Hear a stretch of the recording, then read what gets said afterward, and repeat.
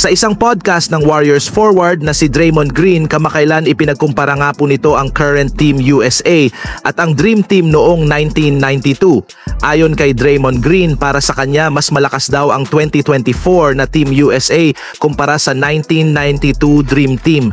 At sa tingin niya daw matatalo ng The Avengers Team ang Dream Team ng 5 laro out of 7 games. Respeto daw sa Dream Team dahil nandito si Michael Jordan at ang ilang Hall of Famers, pero hindi daw kakayanin ng mga ito ang versatility, star power at scoring ability ng 2024 Team USA. Pero kung nasa Dream Team daw si Shaquille O'Neal ay ibang usapan na daw ito. Ilan sa player ng Dream Team ay sina Michael Jordan, Charles Barkley, David Robinson, Magic Johnson, Scottie Pippen, Patrick Ewing, Larry Bird, Karl Malone, John Stockton at Clyde Drexler. Kung prime sa prime ang usapan, sino para sa inyo ang mas malakas mga tropa? Ang 1992 Dream Team ba o ang 2024 Avengers Team?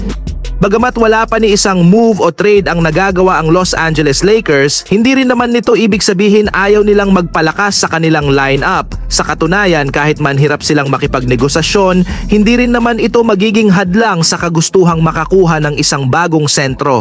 Lalo pa at isa nga rin ito sa request ni JJ Redick para nga po maibalik niya na si Anthony Davis sa pagiging power forward. Ayon nga po sa ibinulgar na balita ng isang insider, meron nga po ngayong 3 sentro ang kasalukuyang minomonitor at pinagpipilian na ni Rob Pelinka na makuha. Una nga dito ay si Jonas Valanciunas na willing i-trade na ng Washington Wizards sa darating na December. And since matagal pa ito ay kailangan munang maghintay ni Rob Pelinka bago nila ito makuha.